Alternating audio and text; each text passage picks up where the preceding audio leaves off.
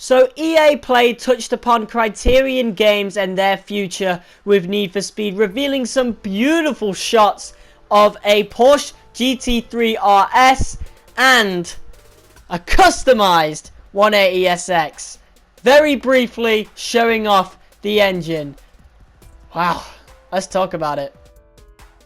Ladies and gentlemen, welcome back to the channel. My name is Jordy and we're actually talking about Need for Speed 2021 today, the next game. I really did not expect to be talking about this till September, as you guys saw from my video a week ago, talking about Need for Speed Heat on next gen, and I actually have some sort of news on that as well. Apparently, Need for Speed Heat could be going on next gen. It is implied, anyway, by the video, the short little video clip that was played at EA Play. Now, say what you want about EA Play, it was kind of disappointing. I think the only thing that wasn't disappointing was, what was that?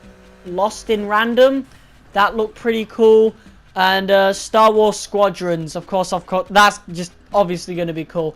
But Need for Speed was only mentioned once when crossplay was brought up near the beginning.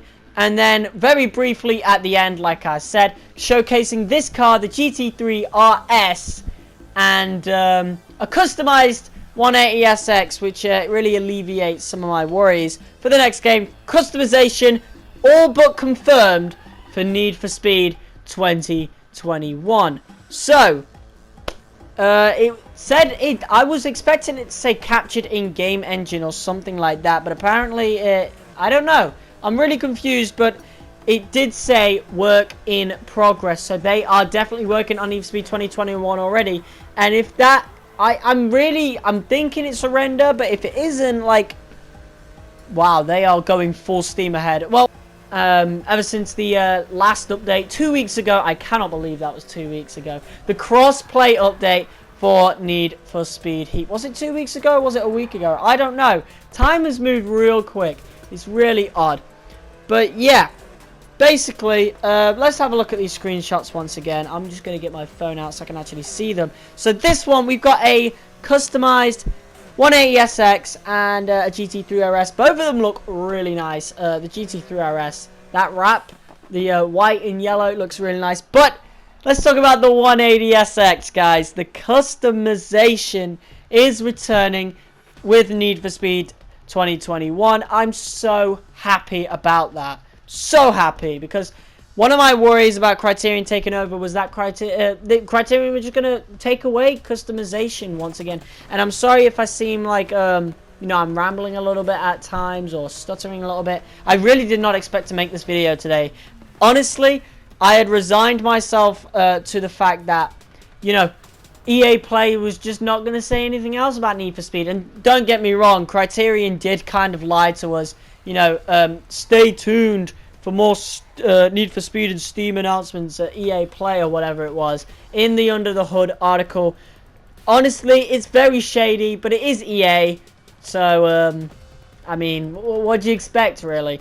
It did look really cool, though. Looking at these screenshots right now, it looks very beautiful. Like, it kind of reminds me of what Forza Horizon 4 looked like in its trailers, or what Forza Horizon 4 looks like at, like, really, really high performance, like 4K. I think even Heat can look like that at times. But this looks like this looks really real, you know. Does remind me a lot of Forza. Gran Turismo as well. Gran Turismo definitely, in terms of the graphics there. Does look really nice, though. I'm so happy customization is returning. You can tell by the spoiler on the 180SX, the fender, the wheels, the wrap. That's something that's probably going to be remade in this game. I actually remade this GT3 RS wrap myself. I'm probably not going to keep it on it, though. I'll probably move it to a GT2 RS. But it does look very nice. It did show a little clip with the little line in the middle. I'm guessing that's how they, you know, make the models for the cars. So in that case, we've got two models ready for Need for Speed 2021 already, I guess, maybe. I guess that's purely speculation. But yeah, if they're going with the 180SX, maybe, like if we have a look at these parts, like maybe new parts confirmed, perhaps. Hopefully, they don't look like new parts, but they're definitely going to add some. Hey, we got some straight up Hippo stickers right there. I wouldn't be surprised if the wrap actually comes from Heat, to be honest. But it does look very, very nice. I cannot lie. Both cars do look very nice. And if that is what the next game is going to look like, then take my bloody money. That is going to be absolutely amazing for thumbnails and everything. But moving on to this screenshot, the one I haven't showed you guys yet. I touched upon it briefly a while ago, a few minutes ago. Need for Speed Heat on next gen. It's kind of implied with the little split screen top bottom type shtick. Current gen loading screens, you know, taking a little bit longer. It seems as though they're implying that in the next game, or maybe even Heat on the next console, they want you to load into races so much quicker, or pretty much. I'm guessing if they move Heat over to PS5 and Xbox Series X, they want the loading to be quicker, obviously. But in the next game, they seem to want us to be able to load into races pretty much seamlessly, pretty much right away, which sounds really cool. If you guys remember, in 2015's gameplay trailer, I think it was, you drove around the corner, the BRZ drove around the corner in Burnwood, I think it was. You know, the main part, the best looking part of 2015 of Ventura Bay, and they met up with you met up with all the other racers. I say you, but like the BRZ met up with all the other racers, you know, Travis, Amy and all that, and the race started pretty much seamlessly, kind of.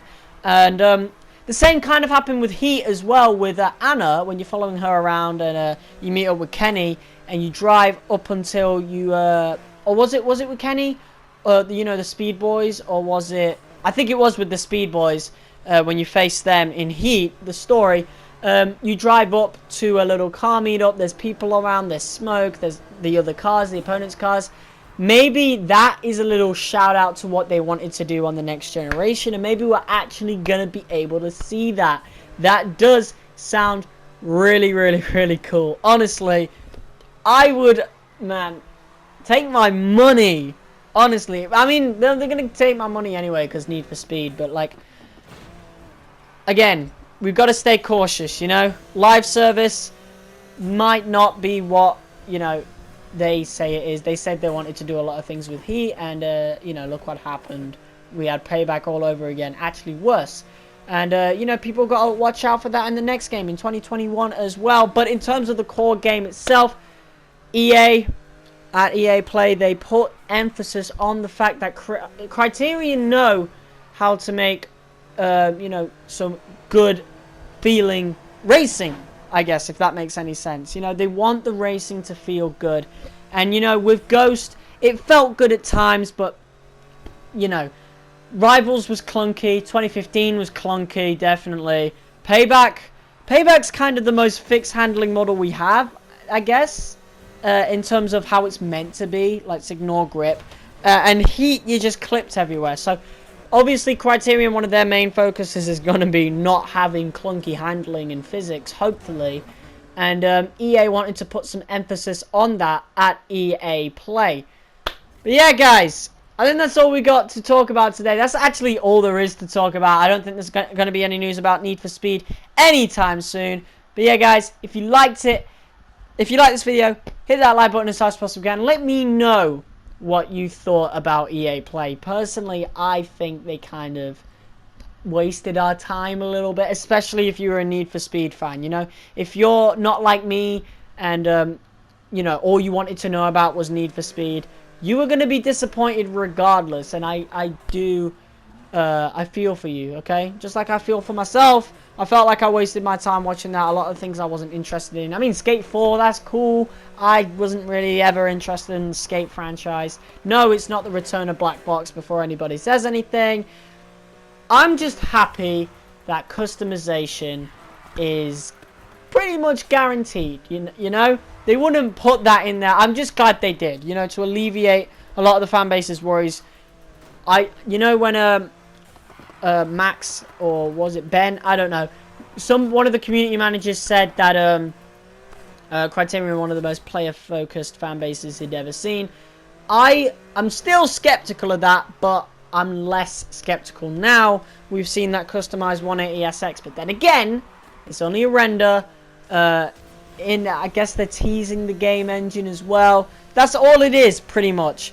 And hopefully this year we get to see more, but obviously we're not going to see much this year. It is 2020, but we will see a lot next year. They are going full steam ahead with Need for Speed 2021, so I am looking forward to finding out some more news on that. But I think this is going to be pretty much...